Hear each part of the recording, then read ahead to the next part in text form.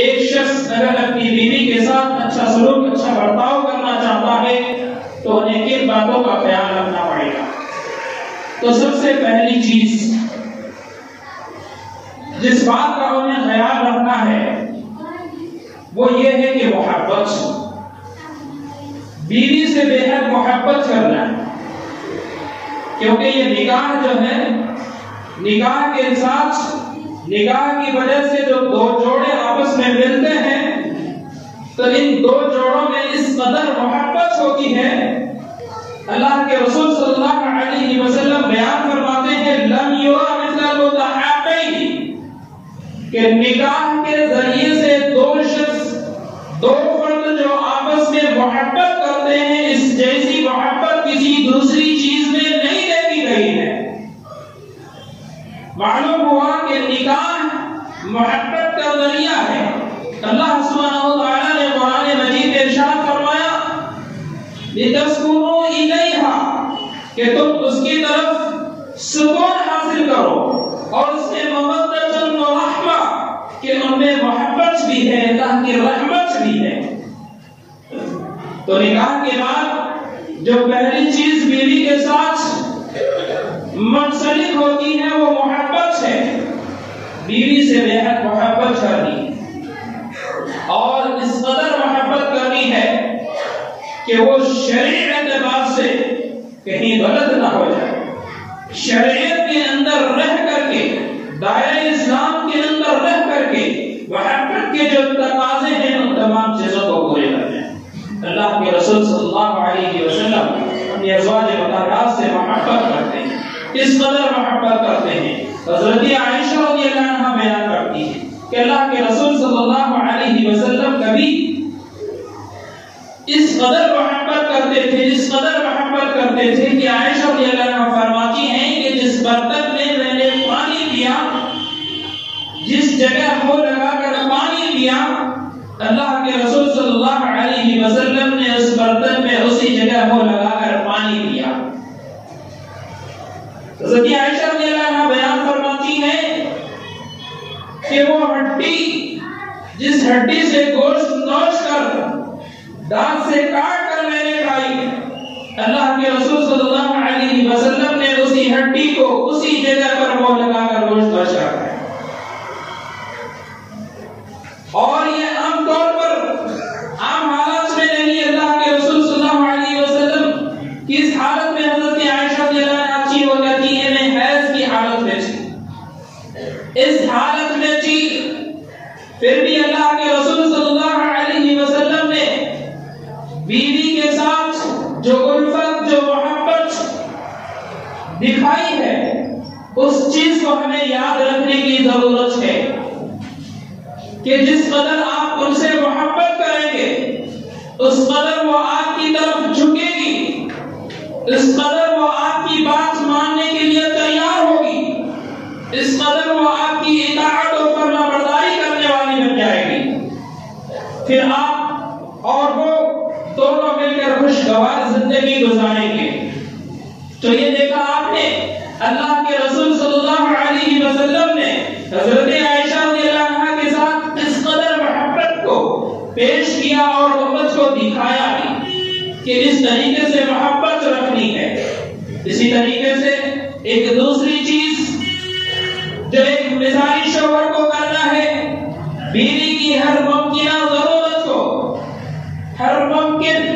ممکن حالات تک پوری کرنی ہے، ان کی جو ضروریات ہے ان ضروریات کو پوری کرنی ہے۔ اسی طریقے سے ایک مثالی شوہر کو اگر ان کے پاس کئی بیویاں ہیں تو ان تمام کے درمیان عدل و انصاف اور مساوات کا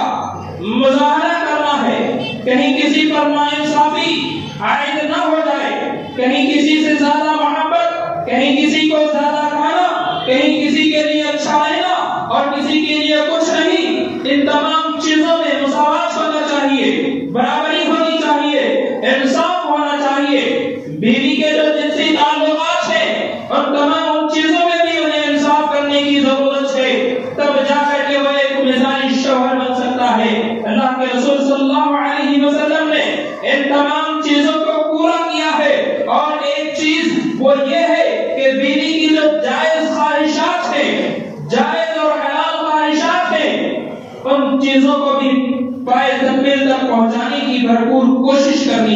اور حتی الامکان انہیں پورا کرنے کی کوشش کرنی چاہیے۔ جائز خواہشات میں ایک مثال اس میں دے دوں کہ حضرت عائشہ رضی اللہ عنہا سفر میں اللہ کے رسول صلی اللہ علیہ وسلم کے ساتھ ہوتی ہیں، دوڑ کا مقابلہ ہوتا ہے، مزاج مشورہ اور وہ کھیلنے کودنے کا، چلو مقابلہ کیا جائے، مسابقہ کیا جائے، دوڑ لیتے ہیں ایک دوسرے کے ساتھ، کون ہارتے اور کون جیتتے ہیں۔ حضرت عائشہ رضی اللہ عنہا اور اللہ کے رسول صلی اللہ علیہ وسلم میاں بیوی دونوں آپس میں دوڑ کا مقابلہ کرتے ہیں، دوڑتے حضرت عائشہ رضی اللہ عنہا جیت جاتی ہیں، آگے چلی جاتی ہیں، پہلے پہنچ جاتی ہیں، اللہ کے رسول صلی اللہ علیہ وسلم پیچھے ہو جاتے ہیں۔ اسی طریقے سے یہی چیز جب کچھ دنوں کے بعد پھر موقع آیا اور اس بات کو اور اس دوڑ کا مقابلہ کرنے کا ارادہ ہوا، اللہ کے رسول صلی اللہ علیہ وسلم حضرت عائشہ کے ساتھ مقابلہ کرتے ہیں اور دوڑ لگاتے ہیں، اللہ کے رسول صلی اللہ علیہ وسلم جیت جاتے ہیں اور کہتے ہیں کہ یہ اس دن کا بدلہ ہے۔ تو دیکھا آپ نے اللہ کے رسول صلی اللہ علیہ وسلم نے اپنے بیوی کو خوش کرنے کے لیے اپنے بیوی کی اس چاہت کو جو کہ جائز تھی اسے پورا کرنے کے لیے ان کے ساتھ دوڑ کا مقابلہ لگاتی ہیں، دوڑ کا مقابلہ کرتے ہیں اور دوڑتے ہیں، دوڑ لگاتے ہیں۔ اگر ایسی جگہ پر جہاں ایسا کیا جا سکتا ہے، مسابقہ کیا جا سکتا ہے، دوڑ لگایا جا سکتا ہے، یا اس طرح کی کوئی چیز کوئی کام ایسا کیا جا سکتا ہے جو جائز ہے، تو میاں بیوی اگر کرنا چاہے تو اسے کرنا چاہیے۔ اسی طریقے سے ایک مرتبہ اللہ کے رسول صلی اللہ علیہ وسلم کی مسجد میں مشی لوگ کھیل کا مظاہرہ کر رہے تھے، حضرت عائشہ رضی اللہ عنہا کھیل دیکھنا چاہتی تھی، اللہ کے رسول صلی اللہ علیہ وسلم نے ان کی اس اظہار خواہش کو بھی پورا کر دیا، کیونکہ یہ دیکھنا کچھ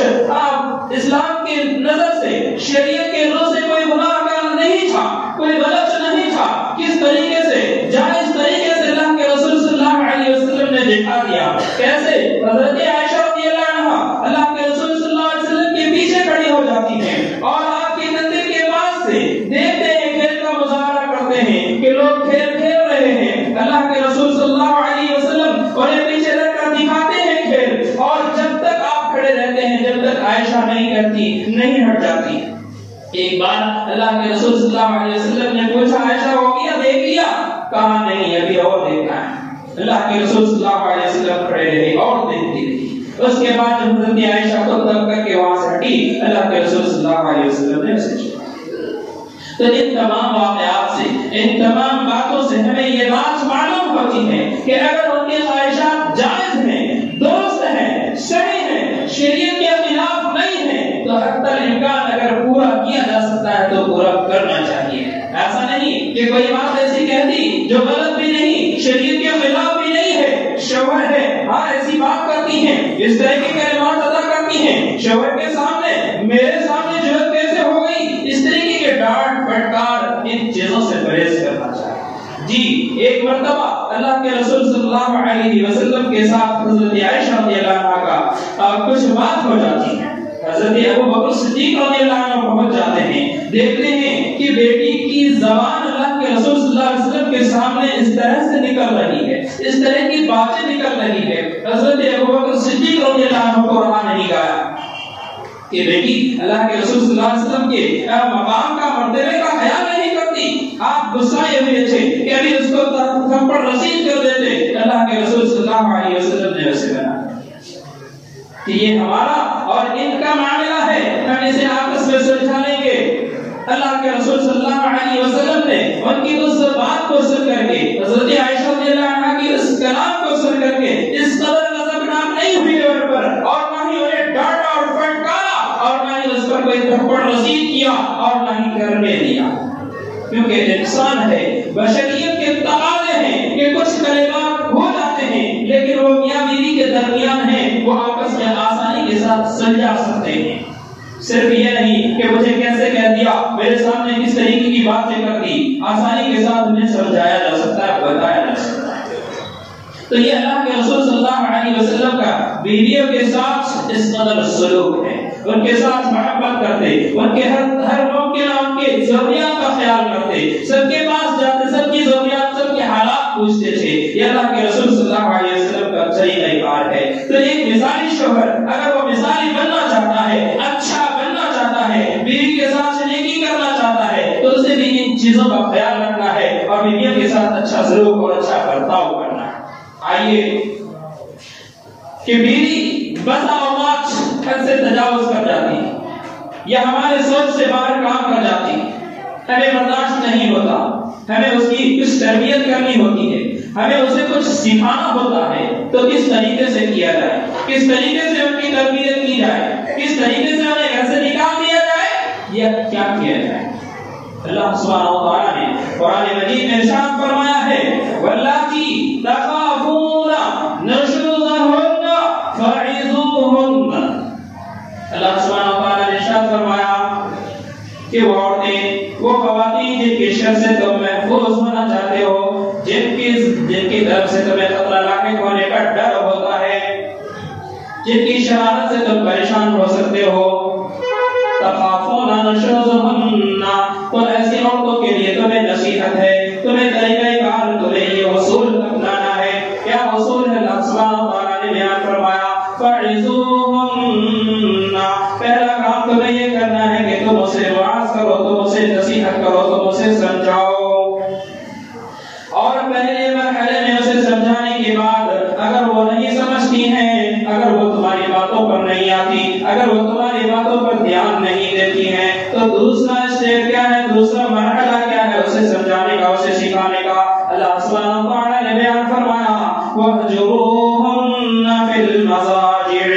دوسرا کام آپ کو یہ کرنا ہے کہ اگر انہیں سمجھانے کی ضرورت ہے، بجھانے کی ضرورت ہے، سنانے کی ضرورت ہے، تو انہیں چھوڑ دو. فی المضاجع، بستر میں الگ بستر کر لو، ایک جگہ آپ سو رہے ہو دوسری جگہ انہیں کر دو، ایک کروٹ پہ آپ سو رہے ہو دوسری کروٹ پہ انہیں سلا دو. اس طریقے سے انہیں کیا کرو، تربیت کے لیے اس طریقے سے انہیں الگ کرو.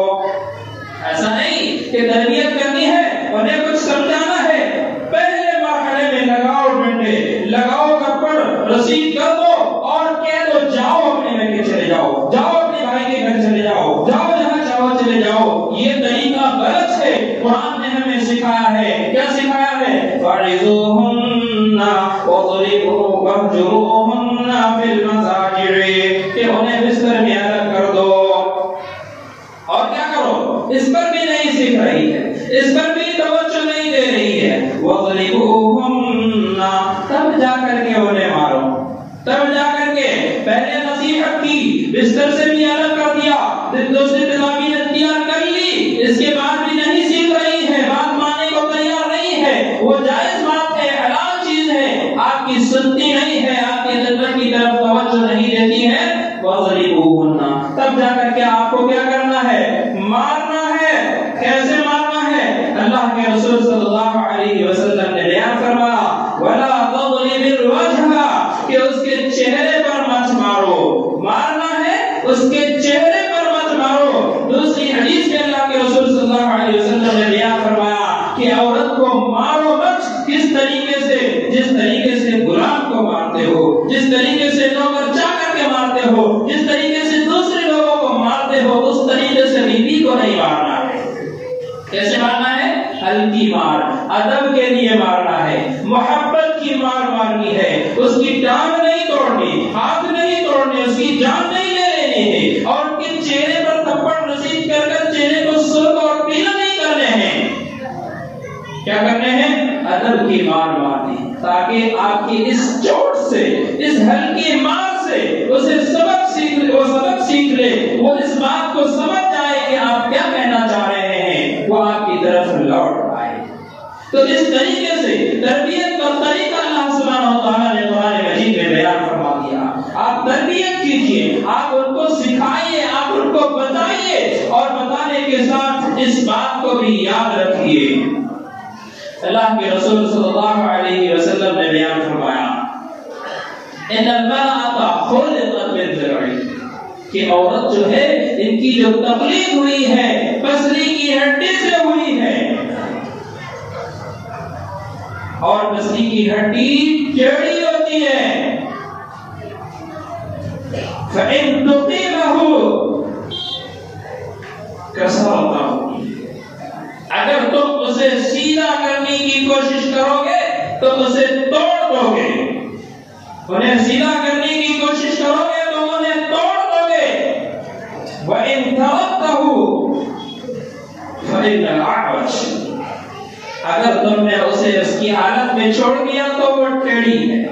فَاسْتَوْصُوا بِالنِّسَاءِ، اللہ کے رسول صلی اللہ علیہ وسلم نے بیان فرمایا کہ وہ ٹیڑھی ہے، اسی حالت میں تم ان کے ساتھ رہو اور اسی حالت میں ان کے جو طریقہ کار ہیں انہیں سمجھنے کی کوشش کرو اور اسی حالت میں ان کے ساتھ نپٹو۔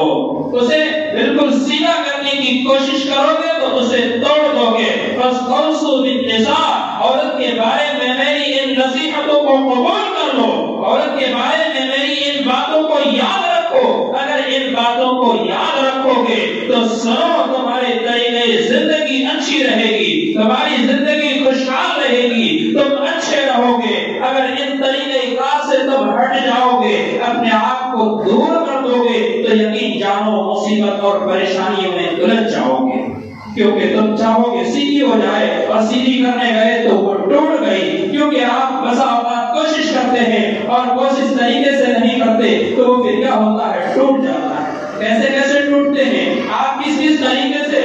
نہ سمجھیے یا سمجھنے کے بعد بھی جانے یا انجانے میں جس بھی طریقے سے آپ کرتے ہیں، طرح طرح کے الزامات کو نبی اس بیوی پر عائد کر دیتے ہیں۔ مثلا ایک چیز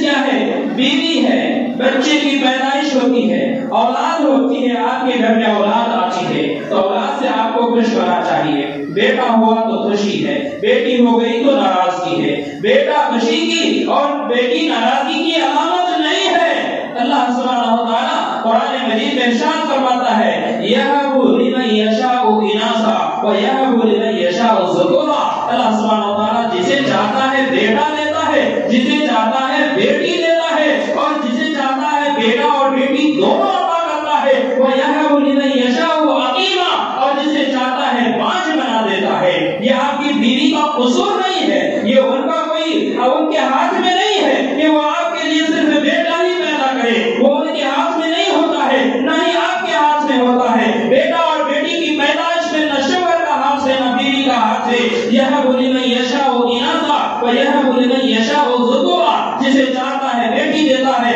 جسے چاہتا ہے بیٹا دیتا ہے، جسے چاہتا ہے بیٹا اور بیٹی دونوں عطا کرتا ہے، جسے چاہتا ہے کچھ بھی نہیں دیتا، پانچ بنا دیتا ہے۔ یہ کون کرتا ہے؟ یہ اللہ سبحانہ و تعالیٰ کے ہاتھ میں ہے۔ اس لیے آپ بیوی پر الزام مت لگائیے کہ تمہارے یہاں صرف بیٹی کی پیدائش ہو رہی ہے، تم تو صرف بیٹی ہی جن رہے ہو۔ شوہر کے گھر والے بھی اس بات پر راضی ہو جاتے ہیں اور تل جاتے ہیں اس بیوی پر، اس عورت پر، اس خاتون پر کہ تمہارے بدن سے تو صرف اور صرف بیٹیاں ہی آ رہی ہیں۔ ایسا کیوں ہے؟ اگر اس پر آپ الزام لگاتے ہیں تو یقین جانیے اللہ سبحانہ و تعالیٰ کا جو کام ہے اس پر آپ الزام لگا رہے ہیں، اس کی طرف آپ کا اشارہ ہوتا ہے، یہ آپ کا بہت ہی غلط طریقہ ہوتا ہے اور اس کی وجہ سے آپ کی زندگی کس طریقے سے گزرتی ہے کہ اس بیوی کو بھی آپ چھوڑ دیتے ہیں، وہ بیوی بھی مل کے چلی جاتی ہے، آپ بھی پریشان ہوتے ہیں، وہ بھی پریشان ہوتی ہے، اگر ان کے پاس بچے ہوتے ہیں وہ بھی پریشان ہوتے ہیں، اور اس طریقے سے پریشانیوں میں آپ زندگی گزارتے ہیں۔ کیوں پریشانی آئی؟ اس لیے کہ آپ نے جو بات اپنے دماغ میں بٹھا لی ہے وہ قرآن کے خلاف بات تھی، وہ نبی کے سنت کے خلاف بات تھی، اس لیے آپ پریشان ہو رہے ہیں۔ آئیے پریشانیوں سے بچنے کے لیے ہمیں نبی علیہ السلام کا طریقہ اپنانا ہوگا۔ اللہ سبحانہ و تعالیٰ سے دعا کرتے ہیں اللہ سبحانہ و تعالیٰ سب کو کہنے سے زیادہ عمل کی توفیق عطا فرما، آمین۔ ابو کے ساتھ اچھا سلوک، اچھا برتاؤ کرنا نہایت لازمی اور ضروری ہے، اور بیوی کو بھی چاہیے کہ شوہر کے ساتھ اچھا سلوک اور اچھا برتاؤ کرے۔ تو آئیے دو خطبوں میں جو میں نے آپ کو بتایا کہ ایک شوہر اپنے بیوی پر ظالم نہیں کر سکتا، اپنے بیوی پر ظلم نہیں کر سکتا، وہ ان کے ساتھ محبت کے ساتھ پیار کے ساتھ زندگی بسر کرے گا، ان کی ضروریات کو مکمل طریقے سے وہ پورا کرے گا، ان کے خواہشات کو پورا کرے گا، ان خواہشات کو جو شریعت کے مطابق ہے اور جو شریعت کے خلاف خواہشات ہیں تو انہیں پورا کرنے کی ضرورت نہیں ہے۔ اس لیے ایسے ضروریات کھیل کود کے معاملے میں، کہیں جانے کے معاملے میں، ان تمام معاملات میں دھیان رکھنے کی ضرورت ہے۔ ایسا نہیں کوئی شخص متقی بہت زیادہ ہو جاتا ہے اور اس طریقے سے تب وہ آپ کے دل میں آ جاتا ہے کہ اپنے بیوی کو گھر سے بھی نکلنے نہیں دیتا، اپنے بند کمرے میں بند کر دیتا ہے، وہاں باہر نہیں جانا ہے، وہاں کہیں جانا نہیں ہے، وہاں کہیں گھومنا نہیں ہے، کہیں کسی طریقے سے وہ لے جائیں گے بھی نہیں شریعت کے دائرے میں رہ کر کے آپ انہیں باہر لے جائیے، دنیا کے حالات بھی دکھائیے، اس طریقے سے انہیں دنیا سے واقف کیجیے۔ انہیں گلیوں کا پتہ نہیں ہوتا، انہیں سڑکوں کا پتہ نہیں ہوتا، انہیں گھر کا ایڈریس پتہ نہیں ہوتا، راستہ پتہ نہیں ہوتا، اور بہت سے تو ایسے ہیں کہ ان کے اندر تقویٰ ہی نہیں ہے، کہ انہیں تقویٰ کیا چیز ہے پتہ ہی نہیں ہے، اسلام کیا چیز ہے انہیں پتہ ہی نہیں ہے، کہاں جانا کہاں پھرنا، کسی محرم کے ساتھ جانا غیر محرم کے ساتھ جانا ان کا کوئی تعلق نہیں ہے۔ تو یہ دونوں چیز خراب ہے، بہت ہی زیادہ متقی بن کر کے تقویٰ کے خلاف کام کرنا، اس طریقے سے کہ وہ اسلام کے دائرے میں اسلام نے جن چیزوں سے آپ کو روکا نہیں ہے ان چیزوں سے آپ رک رہے ہیں اور اس طریقے سے ظلم کر رہے ہیں، تو یہ بھی درست نہیں ہے۔ اور اسی طریقے سے جن باتوں سے منع کیا ہے ان باتوں کو کرنا اور ایسے کاموں میں جانا، ایسی جگہوں میں جانا بھی یہ بھی درست نہیں ہے۔ اس لیے جو لوگ کھلے گھوم رہے ہیں، کھلے جا رہے ہیں، ان کا کوئی طریقہ کار کوئی اصول نہیں ہے، انہیں بھی سمجھنے کی ضرورت ہے، اور جو اس قدر ظلم و زیادتی کرنے پر ابھر آتے ہیں انہیں بھی سمجھنے کی ضرورت ہے، اسلام سیکھنے کی ضرورت ہے اور طریقے زندگی کو سیکھنے کی ضرورت ہے۔ اللہ سبحانہ و تعالیٰ سے دعا ہے کہ اللہ سبحانہ و تعالیٰ سب کو سمجھنے کی توفیق عطا فرما، اللہ سبحانہ و تعالیٰ سب کو اپنی بیوی کے حقوق ادا کرنے کی توفیق عطا فرما۔